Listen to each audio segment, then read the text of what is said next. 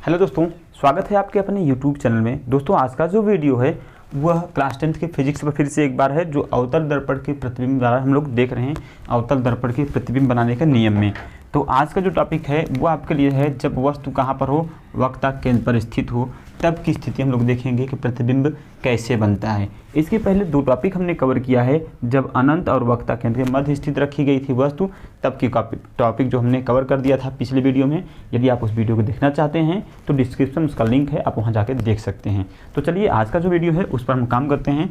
हमारा वीडियो जो बनेगा वो आज के लिए बनेगा, जब वस्तु कहाँ रखा जाए, अवतल दर्पण की वस्तु है, इसके सामने वस्तु को हम रखेंगे कहाँ पे, वक्रता केंद्र पर। तो पहले हम अवतल दर्पण बनाएंगे। अवतल दर्पण हमने ये बनाया। अब इसके लिए हम एक मुख्य अक्ष बनाते हैं। थोड़ा सा स्केल चाहिए दोस्तों, इसको लाइन सीधी नहीं और मेरी, चलो कोई बात नहीं है, लाइन सीधी नहीं हुई, बना लेंगे हम लोग। ये हमने बनाया क्या, इसका एफ, ये बनाएंगे वक्रता केंद्र सी। ठीक है, इधर हमारा क्या बना, दर्पण ध्रुव। ये दर्पण कौन सा है, अवतल दर्पण। ठीक है, तो दोस्तों अवतल दर्पण है, वस्तु कहाँ रखेंगे भाई, इस बार 1 2 3 तीसरी स्थिति है, जब वस्तु हम कहाँ रखेंगे, वक्रता केंद्र पर। हमने वस्तु को वक्रता केंद्र यहाँ पर रख दिया। ठीक है, तो दोस्तों प्रतिबिंब बनता कैसे है, आपको ये हमने पीडीएफ बताया है पिछले वीडियो में, कि यदि कोई भी वस्तु से दो किरणें कम से कम दर्पण से परावर्तित होने के बाद परावर्तित किरणें जहाँ पे कटती हैं वही वस्तु का प्रतिबिंब बनता है। तो सबसे पहले इस वस्तु के संपर्क में दो किरणें हम गुजारेंगे। तो पहली किरण हम गुजार देते हैं, आपका देखिए ये मुख्य अक्ष कहलाएगा, लिख देते हैं इसको हम मुख्य अक्ष। आप सब ये चीज़ें हमने डेफिनेशन दिया है, आप जानते होंगे, ये हम मान चल रहे हैं। तो मुख्य अक्ष है, और मुख्य अक्ष के समांतर जो प्रकाश किरणें चलती हैं, ये किरण आरेख का नियम है भाई, मुख्य अक्ष समांतर जो प्रकाश किरणें चलती हैं वो दर्पण से परावर्तित होने के बाद मुख्य फोकस होकर लौटती हैं, ये सभी जानते हैं। ये आपतित किरण है, आपतित किरण है। ये कौन सी होगी, परावर्तित किरण, परावर्तित किरण। हमने आपसे ये बताया कि भाई प्रतिबिंब का निर्माण वहीं होता है जहाँ पे कम से कम दो परावर्तित किरणें एक दूसरे को काटेंगी। तो अभी हमने एक ही किरण गुजारा है, दूसरी किरण इसके स्पर्श से जहाँ से हमने गुजारा पहली, वहीं गुजारेंगे मुख्य फोकस से होकर के। क्योंकि आपतित किरणों के लिए किरण आरेख का जो 3 नियम है, या तो प्रकाश किरण मुख्य अक्ष समांतर जा सकती है, या फिर मुख्य फोकस जा सकती है, या फिर वक्रता केंद्र से। तो हमने एक किरण को मुख्य अक्ष समांतर गुजारा, दूसरी की किरण हम यहाँ से वक्रता केंद्र से अगर ले जाएंगे तो इसके उसी स्थान से टच में नहीं रहेगा, जिस कारण हम मुख्य फोकस से गुजारेंगे। तो ये किरण हम जो है इसके संपर्क में मुख्य फोकस से गुजार देते हैं। अब आप सभी को पता है कि मुख्य फोकस से जो किरणें गुजरती हैं वो जो होती हैं आपका दर्पण से परावर्तित होने के बाद मुख्य अक्ष के समांतर लौटती हैं। ठीक है, तो हमने यह दर्पण बनाया, ये किरणें हमारे मुख्य अक्ष के समांतर लौटेंगी। अब ये किरणें, अभी ये कैसी किरण थी, आपतित थी, आपतित। ये कैसी हो गई, ये परावर्तित, परावर्तित। और अभी मैंने बोला कि परावर्तित किरणें दोनों जहाँ पे काटेंगी वहीं वस्तु के प्रतिबिंब का निर्माण होगा, अर्थात यही परावर्तित किरणें काटी हैं और हमारा प्रतिबिंब यही बन जाएगा दोस्तों। ठीक, ये सी पर भी बनेगा, थोड़ा सा आप स्केल से बनाएंगे तो आपका मेजरमेंट अच्छे से आएगा, वक्रता केंद्र पर ही बनेगा। अब हम, ये हमारा क्या है, वस्तु था ए बी, इस बार इसकी वस्तु के ए डैश, ये बी डैश। ठीक है, तो हम प्रतिबिंब की स्थिति लिखना चाहते हैं, प्रतिबिंब, जो आपको मेन पूछा जाता है एग्जाम में, प्रतिबिंब की स्थिति। दोस्तों प्रतिबिंब की स्थिति जो देखेंगे, आपको देखिएगा ये जो परावर्तित किरणें हैं जहाँ पे काटी हैं, ये वास्तव में काटी हैं, दिख रहा है आपको, वास्तव में काटी हैं। तो प्रतिबिंब की स्थिति क्या होगी हमारी, वास्तविक होगी, वास्तविक। ठीक, दूसरी कंडीशन देखेंगे हम, और ये प्रतिबिंब कैसा है भाई, ये देखो ए था, ऊपर बी था, नीचे बी आ गया, बी डैश आ गया, यानी उल्टा होगा। और आप चीज़ जान लीजिए कि वास्तविक प्रतिबिंब सदैव उल्टा बनता है। तीसरी प्रतिबिंब की स्थिति क्या है भाई, प्रतिबिंब कहाँ पर बना है, वक्रता केंद्र पर ही बना है। ठीक है, वक्रता केंद्र पर प्रतिबिंब कहाँ बना भाई, वक्रता केंद्र पर। चौथी स्थिति होगी वस्तु के बराबर प्रतिबिंब बना है, क्या बना है, वस्तु के बराबर। तो ये जो है किरण आरेख कब की कंडीशन पे है, जब वस्तु हमारी सी पर स्थित हो, तब के लिए ये हमारे किरण आरेख और प्रतिबिंब की स्थिति का ये 4 डेल हैं जो आपके एग्जाम में पूछे जाते हैं। तो आप चाहो तो इसका स्क्रीनशॉट लीजिए, हम इसको मिटाकर आगे जब वस्तु कहाँ सी और एफ के मध्य स्थित हो इसकी किरण आरेख बनाते हैं। तो दोस्तों इसको मिटाते हैं हम, जब वस्तु हमारी कहाँ हो, चलिए वो दोनों बने रहेंगे अभी तक, आगे बनाते हैं आपको हम। जब वस्तु हमारी सी और एफ के मध्य हों, सी और एफ के मध्य स्थित हों, मध्य हैं तो, ठीक है तो प्रतिबिंब की स्थिति तथा किरण आरेख। चलो देखिए भाई, इस बार हमने दर्पण बनाया, अवतल दर्पण, और थोड़ा सा बड़ा बन गया इस बार, कोई बात नहीं है। आइए आपका हम बनाते हैं अवतल दर्पण। ये दर्पण ध्रुव P हो जाता है, और यहाँ से हमने ये मुख्य अक्ष बनाया, और आपको पता है मुख्य अक्ष पर दर्पण ध्रुव की कुछ दूरी पर फोकस दूरी होता है, तथा इसी अक्ष पर वक्रता केंद्र C भी होता है। तो हमने अभी तक देखा C पर वस्तु रखा था, इस बार कहाँ रख रहे हैं वस्तु को? C तथा F के पास रख रहे हैं, C तथा F के मध्य रख रहे हैं। तो देखिए आपका ये वस्तु A है, ये B है, इसके संपर्क में हमने एक किरण ले गए मुख्य अक्ष के समांतर। जो किरणें मुख्य अक्ष समांतर जाती हैं वो दर्पण से परावर्तित होने के बाद मुख्य फोकस होकर लौटती हैं। दोस्तों ये मुख्य फोकस से लौटी हैं। ये अवतल दर्पण है, अवतल दर्पण।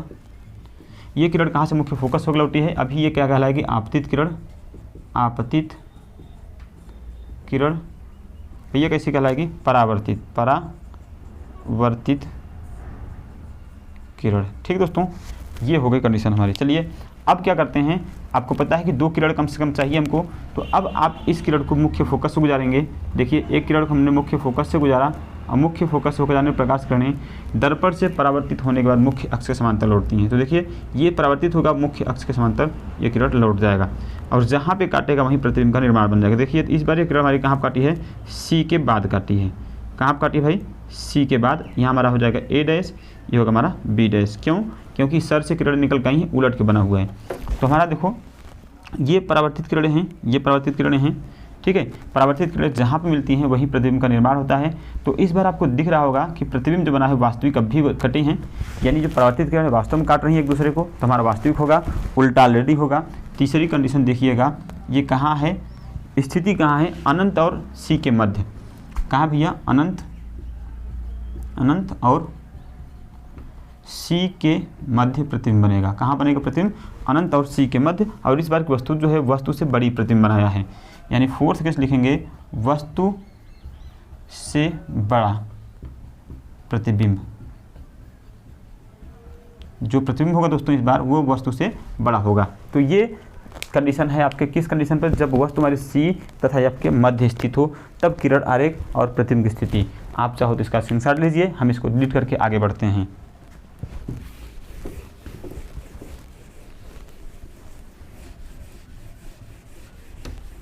अब देखिए दोस्तों, हमने क्या देखा कि ये कंडीशन हमने देख लिया, ये देखा, ये देखा, ये देखा, ये देख लिया। अब क्या है, वस्तु को हम दर्पण ध्रुव के और मुख्य फोकस पर ही रख देते हैं। इस बार रखते हैं वस्तु को कहाँ? मुख्य फोकस पर। हमने ये बनाया अवतल दर्पण, ठीक है। अवतल दर्पण के लिए हमने दर्पण ध्रुव P माना हमने, और ये हमने बनाया मुख्य अक्ष, ठीक है। इसके मध्य ये फोकस है, ये हमारा क्या है? C है। वस्तु को हमने कहाँ रखा? वस्तु को इस बार हम रखेंगे कहाँ? मुख्य फोकस पर। ये हमने वस्तु को यहाँ रख दिया, ठीक है। अब आप ध्यान दीजिएगा, ये वक्रता केंद्र है, ये मुख्य फोकस, ये हमने नामांकन किया वस्तु को A, ये B, ए बी, ठीक है। यहाँ से एक प्रकाश किरण हमने मुख्य अक्ष के समांतर गुजार दिया, ये प्रकाश किरण मुख्य अक्ष के समांतर गया है, और आपको पता है कि जो प्रकाश किरण मुख्य अक्ष समांतर जाती है वह मुख्य फोकस होकर लौटती है। तो ये प्रकाश किरण रिटर्न होगी कहाँ से? मुख्य फोकस से होकर लौटेगी।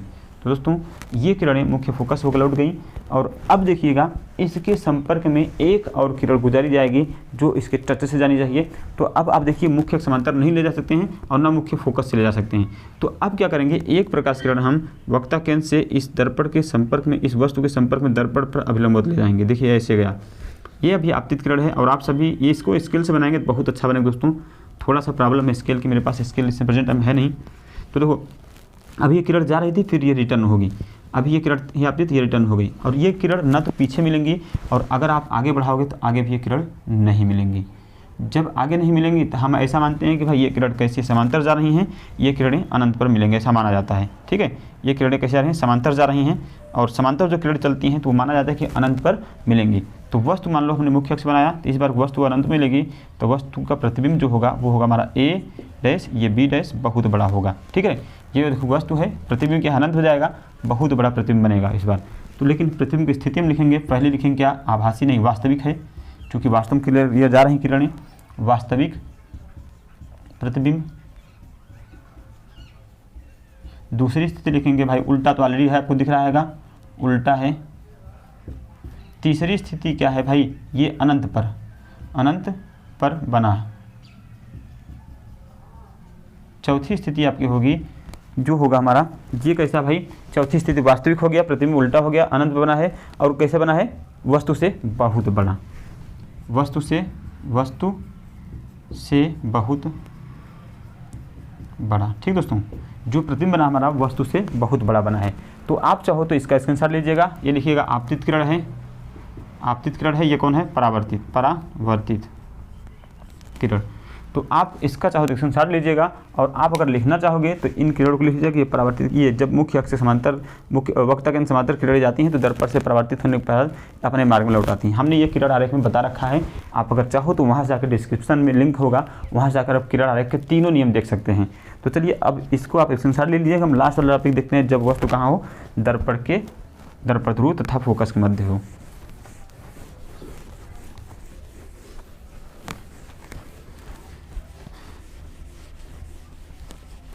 चलो दोस्तों, अब हम लास्ट टॉपिक देखते हैं, जब वस्तु कहाँ हो, दर्पण ध्रुव तथा मुख्य फोकस के मध्य स्थित हो। ये हमने बनाया दर्पण और ये हमने बनाया मुख्य अक्ष, यही दर्पण ध्रुव होता है, ये फोकस होता है, ये वक्ताकेंद्र सी होता है।